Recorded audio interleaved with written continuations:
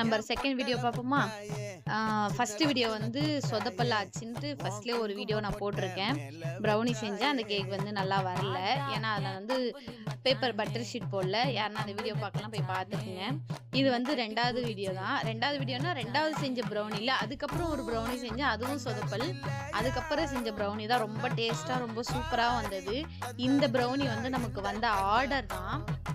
நமக்கு வந்து ஒரு 4 1/4 கிலோ 4 1/4 கிலோ வந்தது.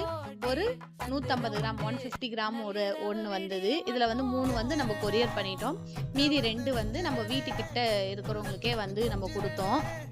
அவங்களும் ஆர்டர் தான் பண்ணாங்க. நான் போட்ட ஸ்டேட்டஸ் வாட்ஸ்அப் ஸ்டேட்டஸ் பார்த்து ஆர்டர் போட்டிருந்தாங்க.